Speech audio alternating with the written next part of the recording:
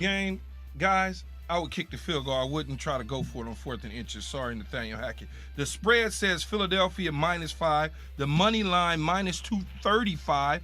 Arizona plus 192 on the money line. The over-under is 49. And FPI says the Eagles have a 53.3% chance of winning. I think that is the case. I like Kyler Murray. But in this situation, look, I like Kyler Murray. But he's undermanned. He doesn't have a whole lot on the offensive side of the ball. It's a hostile environment. Actually, it's not a hostile environment for them. You would think at home, but it is because they can't win at home. And you have the Eagles coming into Arizona with Jalen Hurts on a mission. 4-0 for Jalen Hurts as a second-time full-time starter for the Eagles, the best team in the National Football League, and not just by record.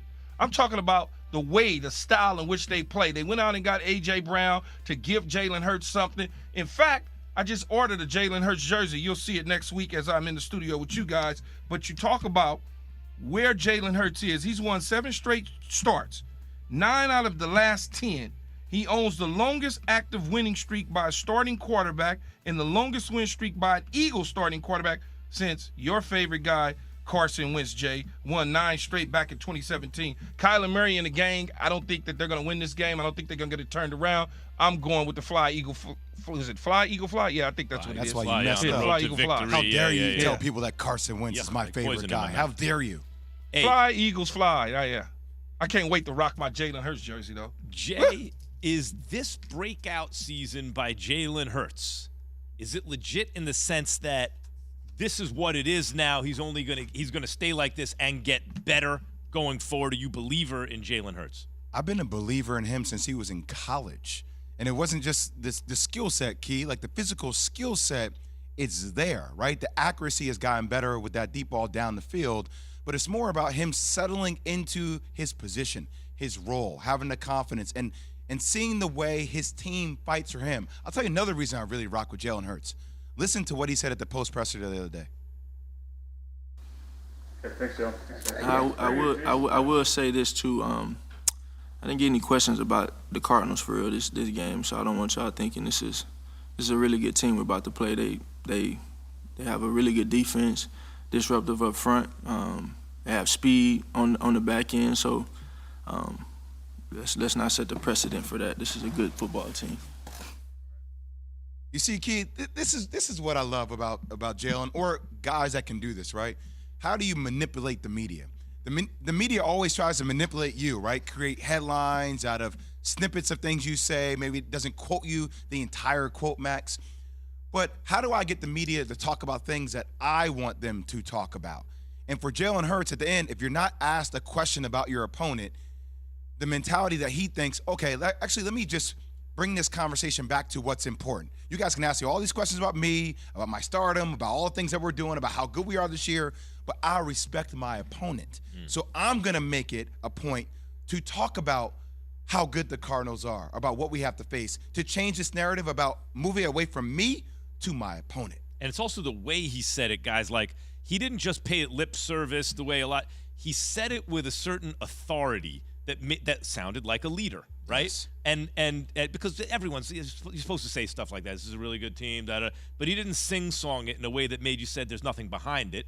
He said it. Well, because he's authentic, though, yes. Man. Mm-hmm. You're not dealing with a guy that would just get up there and be like, well, we're gonna, and that ain't even you, man. This is him. You know what I'm saying? And so 100%. When you authentic, it just rolls off the tongue just like that. And if you saw him walking in the streets in Philly and asked him a question about what he think about the Cardinals, guess what? He's gonna say the same thing. Yep. It's not a switch-up game for him. He's been through it. And people like to say, well, he's a son of a coach. Yeah, that's true.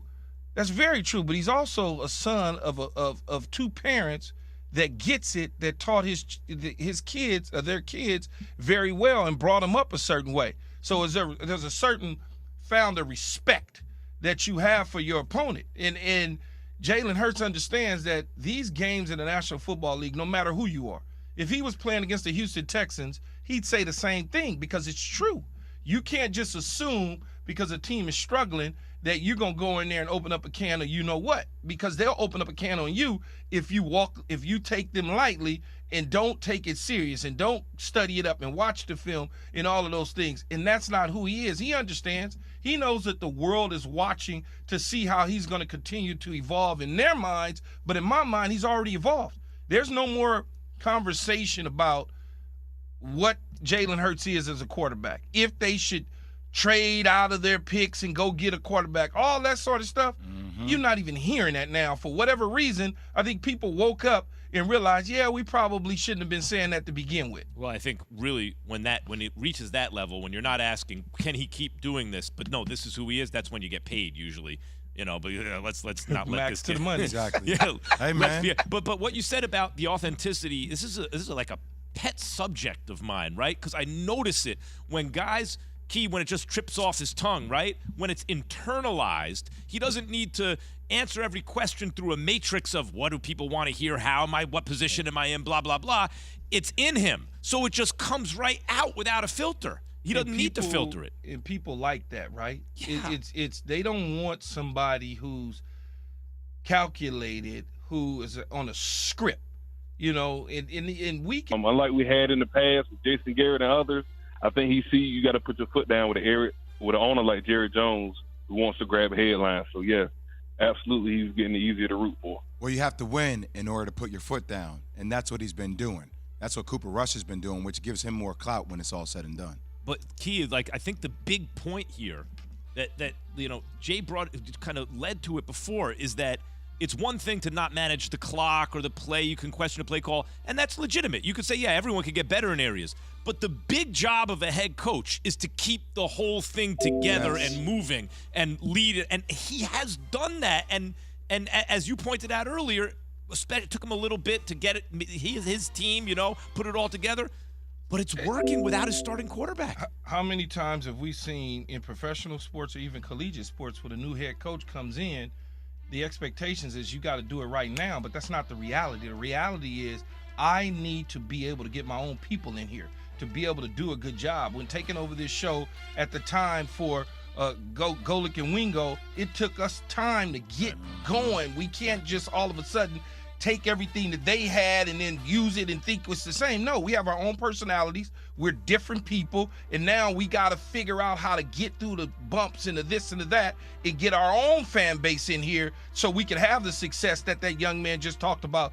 Clip that again. I want y'all to make sure you It takes a couple years usually. It takes a couple years to put your hands on something and mold it into the thing you want. So you guys are giving time for Nathaniel Hackett and Russell Wilson to get it going? That's what you're trying to tell me? Next topic. Next topic. All right. Third down. Bengals at Ravens. Bengals at Ravens. The spread is Baltimore -3. The money line, Cincinnati +43. Baltimore -170. Over under on this is 48 and a hook. I love saying that. The FPI Ravens a 54% chance to win. The problem with that is the Ravens lost a franchise record 5 straight home games. They are 0-2.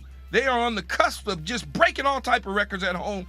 The Bengals at the Ravens. Just remember what I said, but here's the great part about it. Joe Burrow is taking a page out of Cooper Rush. 3 straight games without an INT after throwing 4 in the opener. That is a plus for the Cincinnati Bengals. Lamar Jackson, though, you got to watch him. 11 TD passes this season, most through 4 games in Ravens history. Not saying that they've had a bunch of elite quarterbacks like Lamar Jackson, but that's something to say. If that defense can somehow figure out how to slow down the 3-headed monster on the offensive side of the ball for the Bengals with Jamar Chase, with T. Higgins and Tyler Boyd and Joe Mixon coming out of the backfield and not collapse in the fourth quarter like they did against the Bills and Jay's Miami Dolphins, they could end this losing streak at home.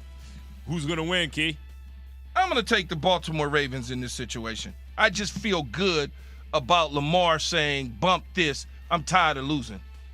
Jay, who is more likely to win the North between the Bengals and Ravens? I got the Steelers. No, I'm joking. Yeah, not going to be the Steelers. I got the Ravens, man. The Ravens should be 4-0. 2 games with 17-point-plus leads that they've given up. And when you think about this team overall, J.K. Dobbins getting eased back, you think about Ronnie Stanley coming back soon, Gus Edwards. All these guys didn't play last season. If they can get healthy, Key, with the style and the elevation of how their quarterback and Lamar Jackson is playing, I think they are the best team in the division. I love this game, guys. Both sloppy kind of at times this season, these two teams, but the upside is there, and you could see where each guy is poised for a big game. I love this.